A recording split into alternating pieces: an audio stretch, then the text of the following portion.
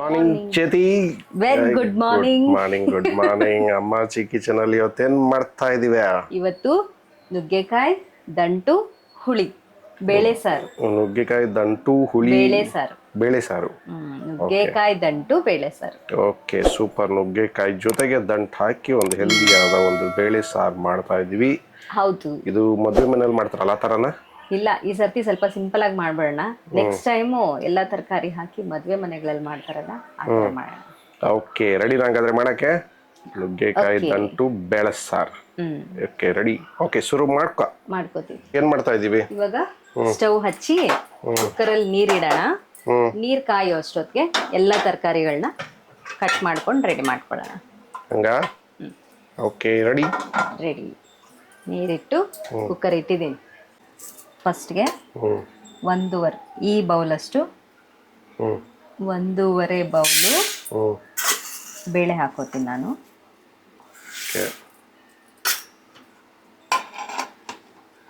ಇದು ತೊಳ್ಕೊಬೇಕೀಗ. ತೊಳ್ಕೊಂಡು ನೀರೊಳಗೆ ಹಾಕೊಳ್ಳೋಣ.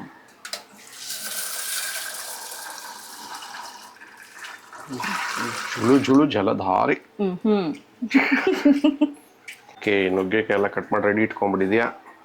ನುಗ್ಗೆಕಾಯಿ ಕಟ್ ಮಾಡಿ ಇಟ್ಕೊಂಡಿದ್ದೀನಿ. ಮತ್ತೆ ದಂಟು ಇದ್ರಲ್ಲಿರೋ ಸೊಪ್ಪನ್ನೆಲ್ಲ ತೆಗೆದಿಟ್ಕೊಂಡಿದ್ದೀನಿ. ಸ್ವಲ್ಪ ದಪ್ಪ ದಪ್ಪ ಇರುವಂತ ದಂಟನ್ನ ನೀನು ಕಟ್ ಮಾಡ್ಕೊಂಡು ಸಾರ್ಗಾಕ್ತೀನಿ. ಇಷ್ಟು ಸೊಪ್ಪಿದ್ರೆ ಸಾಕಾಗತ್ತೆ, ತುಂಬಾ ಸೊಪ್ಪು ಬೇಡ ದಂಟಿಗೆ.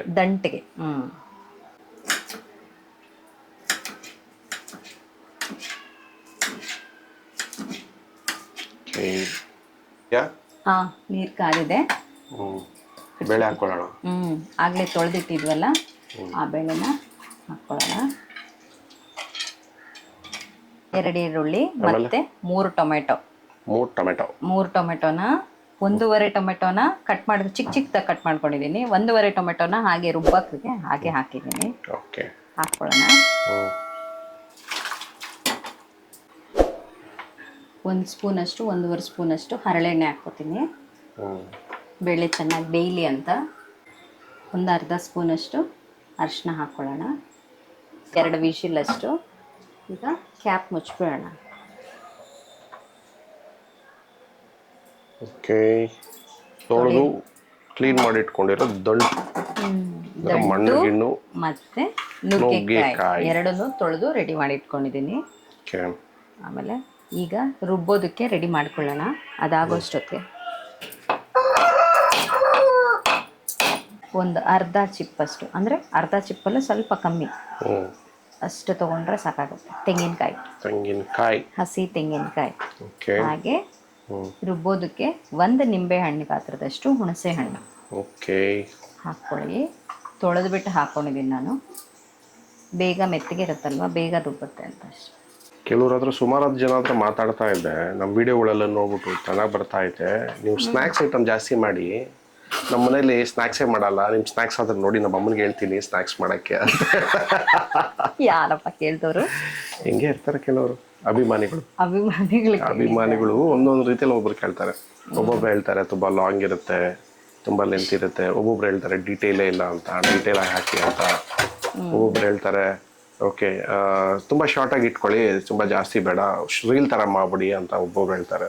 ಒಬ್ಬೊಬ್ರು ಒಂದೊಂದು ಅಭಿಪ್ರಾಯ ಕೊಡ್ತಾರೆ. ಅದಕ್ಕೆ ಅವರು ಯಾವ ತರ ನೋಡಕ್ ಇಷ್ಟ ಬೀಳ್ತಾರೆ. ಇವಾಗ ಯೂಶಲಿ ಏನ್ ಮಾಡ್ತಾರೆ, ರೀಲ್ಸ್ ನೋಡಿ ಹಿಂಗ್ ಸ್ವೈಪ್ ಮಾಡ್ತಿರ್ತಾರ ಮೇಲಿಕ್ಕೆ, ಜುಯ್ ಅಂತ.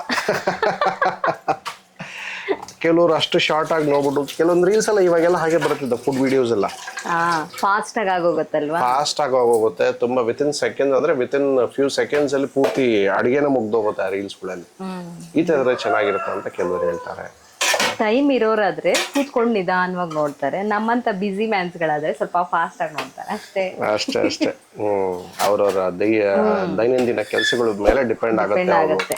ವಿಡಿಯೋಸ್ ನೋಡೋ ತಾಳ್ಮೆ ಇದೆಯಾ ಇಲ್ವಾ? ನಮ್ಮಂತವ್ರ ತಾಳ್ಮೆ ಕಮ್ಮಿ ಅಲ್ವಾ, ಅಂತವ್ರು ಫಾಸ್ಟ್ ಆಗಿ ಬೇಕು ಅಂತ ಕೇಳ್ತಾರೆ. ಹೌದೌದು, ಭಾರಿ ಕಮ್ಮಿ ಮೇಡಮ್ಗೆ. ತೆಂಗಿನಕಾಯಿ ಮತ್ತೆ ಹುಣಸೆ ಹಣ್ಣು ರುಬ್ಕೊಂಡು ಬಂದಿದ್ದೀನಿ. ಇನ್ನೂ ಸ್ವಲ್ಪ ಚೆನ್ನಾಗಿ ನುಣ್ಣಗೆ ರುಬ್ಕೋಬೇಕು. 2 ವಿಜಿಲ್ ಆಗಿದೆ. ಕ್ಯಾಪ್ ತೆಗೆದ್ಬಿಟ್ಟು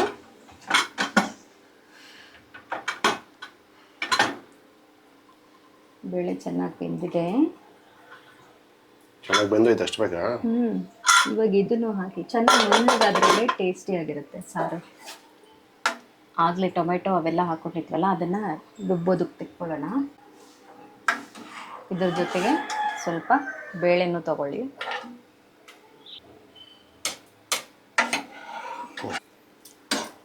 ಮತ್ತು ನುಗ್ಗೆಕಾಯಿ ಎರಡನ್ನೂ ಹಾಕಿ ಒಂದು ವಿಷಲ್ ಬರ್ಸೋ ಹಾಗೆ ಕೂಗಿಸ್ಕೊಳ್ಳೋಣ. ಓಕೆ, ಫಸ್ಟ್ 2 ವಿಸಿಲ್, ಆಮೇಲೆ ಇದನ್ನು ಒಂದು ಹಾಕಿ ಒಂದು ವಿಷಲ್ ಮಾಡಿದ್ರೆ ಸಾಕಾಗುತ್ತೆ. ಇದು ಬೇಗ ಬೆಂದೋಗುತ್ತೆ, ಅದಕ್ಕೆ ಒಂದು ವಿಷಲ್ ಸಾಕು. ಇದಕ್ಕೆ ಬೇಕಾದರೆ ನುಗ್ಗೆಕಾಯಿ ಜೊತೆಗೆ ಆಲೂಗಡ್ಡೆ ಮತ್ತು ಬದನೆಕಾಯಿ ಸಹ ಹಾಕ್ಕೋಬೋದು, ಚೆನ್ನಾಗಿರುತ್ತೆ. ರುಚಿಗೆ ತಕ್ಕಷ್ಟು ಉಪ್ಪು ಹಾಕ್ಕೋತಾ ಇದ್ದೀನಿ. ಆಮೇಲೆ ಬೇಕಂದರೆ ನೋಡ್ಕೊಂಡು ಹಾಕ್ಕೊಳ್ಳೋಣ. ಖಾರ ಹಾಕಿ ಕ್ಯಾಪ್ ಮುಚ್ಬಿಡೋಣ. ಒಂದು ವಿಷಲ್ ಬಾರಿಸಿದ್ರೆ ಸಾಕಾಗುತ್ತೆ. ಎರಡನ್ನೂ ಚೆನ್ನಾಗಿ ರುಬ್ಕೊಂಡಿದ್ದೀನಿ. ಅದ್ರ ಜೊತೆಗೆ ಈ ಬೇಳೆ ಮತ್ತು ಈ ಟೊಮ್ಯಾಟೊ ಮತ್ತು ಸಾಂಬಾರು ಪೌಡರ್.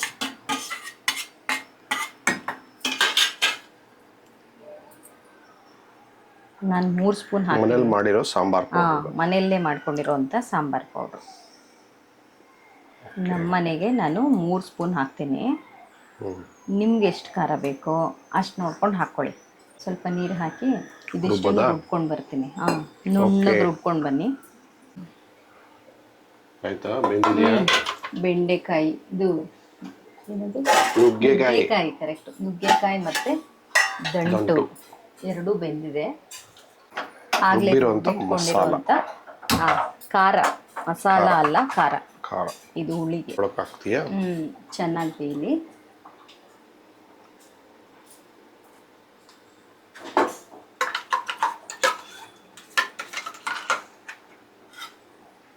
ಉಪ್ಪು ಖಾರ ಎಲ್ಲ ನುಗ್ಗೆಕಾಯಿಗೆ ಮತ್ತು ದಂಟಿಗೆ ಚೆನ್ನಾಗಿ ಹಿಡಿಬೇಕು. ಅಲ್ಲಿವರೆಗೂ ಒಂದು 8ರಿಂದ 10 ನಿಮಿಷ ಬೇಯಿಸ್ಕೊಳ್ಳಿ.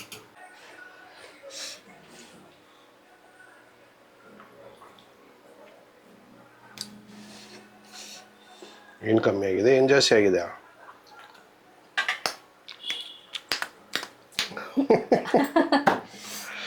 ಖಾರ ಇದೆ, ಒಂದು ಸ್ವಲ್ಪ ಉಪ್ಪು ಹಾಕ್ತೀನಿ. ಹಾಕ್ತೆ 3 ಸ್ಪೂನ್ ಹಾಕಿದ್ಯಾ ಖಾರ? ಹೊಸ ಖಾರ ಅಲ್ವಾ, ಅದಕ್ಕೆ ಖಾರ ಹಾಕ್ತಿದೆ. ಇಷ್ಟು ದಿನ ಹಳೆ ಖಾರದ ಪುಡಿ. ಹೇಳು.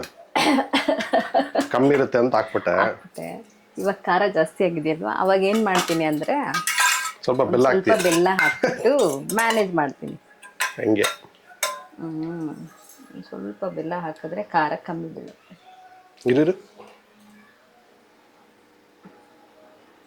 ಏನು ಹೊಸದಾಗಿ ತಗೊಂಡ್ಬಿಟ್ಟಿದ್ಯಾ ಒಗ್ಗರಣೆ ಹಾಕಕ್ಕೆ? ಪ್ರೇಕ್ಷಕರ ಒತ್ತಾಯದ ಮೇರೆಗೆ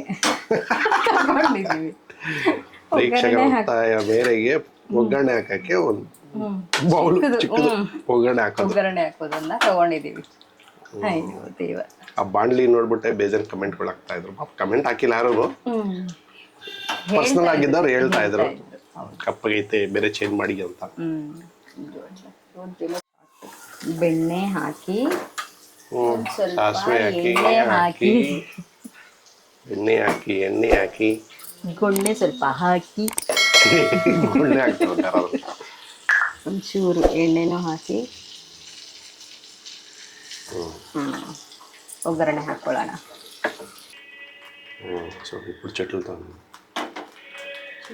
అంటే ಅದ್ರ ಒಂದು ಬ್ರೌನಿಶ್ వచ్చేవరకు బటర్ ఏమైతుంది బ్రౌన్ అవుతుంది అంటే రెండు కాగి ఉప్పు అవుతుంది ఇప్పుడు చెట్లు తాను ಹಾಕಿದ್ದೀನಿ ಒಂಚೂರು ಹಾಕೋ.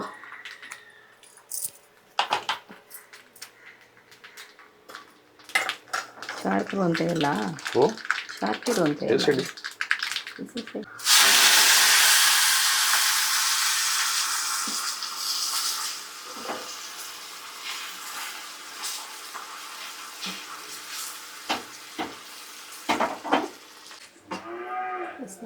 ಹೀಗೆ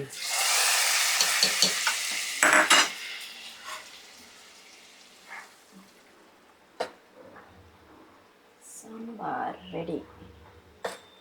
ನುಗ್ಗೆಕಾಯಿ ದಂಟು ಸಾಂಬಾರ್ ರೆಡಿ ಅಂದರೆ ಬೇಳೆ ಸಾರು ರೆಡಿ.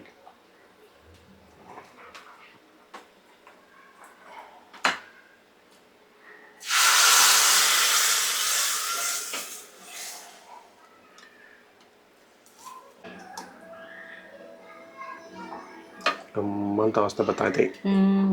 ನುಗ್ಗೆಕಾಯಿ ದಂಟು ಬೇಳೆ ಸಾರು ಅಂದ್ರೂ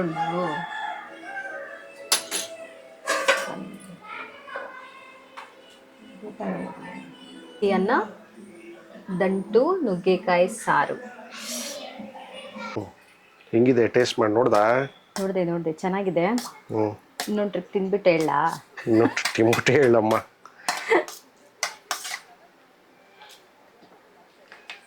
ಮಾಡೋದ್ ಜೊತೆಗೆ ಟೇಸ್ಟ್ ಮಾಡೋದೇ ಒಂದು ಆನಂದ.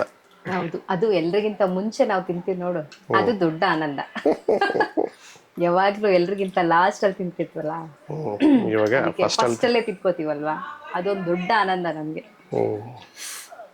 ತುಂಬಾ ಚೆನ್ನಾಗಿ ಬಂದಿದೆ ಬೇಳೆ ಸಾರು, ನುಗ್ಗೆಕಾಯಿ ದಂಟು ಬೇಳೆ ಸಾರು ಚೆನ್ನಾಗಿ ಬಂದಿದೆ. ನಿಮ್ಮನೆಲ್ಲೂ ಒಂದ್ಸಲ ಟ್ರೈ ಮಾಡಿ ನೋಡಿ. ಹಾಗೆ ನಮ್ಮ ವಿಡಿಯೋನ ಲೈಕ್ ಮಾಡಿ, ಶೇರ್ ಮಾಡಿ, ಸಬ್ಸ್ಕ್ರೈಬ್ ಮಾಡಿ, ಹಾಗೆ ಕಮೆಂಟು ಮಾಡಿ. ಪ್ಲೀಸ್ ಸಬ್ಸ್ಕ್ರೈಬ್ ಮಾಡಿ. ನಿಮ್ಗೆ ಅನಿಸಿದ್ದ ಅನಿಸಿಕೆಗಳನ್ನ ನಮಗೆ ತಿಳಿಸಿ. ಡೆಫಿನೆಟ್ಲಿ ರೆಸ್ಪಾನ್ಸ್ ಮಾಡ್ತೀವಿ. ಪ್ರತಿಯೊಂದು ಕಮೆಂಟ್ಗೂ ನಾವು ರೆಸ್ಪಾನ್ಸ್ ಮಾಡ್ತಾ ಇದ್ದೀವಿ. ಓಕೆ, ಸೊ ನಿಮ್ಗೆ ಅನಿಸಿದ ಅಡುಗೆಗಳು ಏನಾದ್ರು ಮಾಡಬೇಕು ಅಂತಿದ್ರೆ, ಅಥೆಂಟಿಕ್ ಆಗಿ ಮಾಡಬೇಕು ಅಂತಿದ್ರೆ ನಮಗೆ ತಿಳಿಸಿ, ನಾವು ಮಾಡ್ತೀವಿ. Okay, thank you. ವೀಕ್ಷಿಸ್ತಾ ಇರಿ, ಹೀಗೆ ಲೈಕ್ ಮಾಡ್ತಾ ಇರಿ, ಕಮೆಂಟ್ ಮಾಡ್ತಾ ಇರಿ, ಸಬ್ಸ್ಕ್ರೈಬ್ ಮಾಡ್ತಾ ಇರಿ. ಬಾಯ್.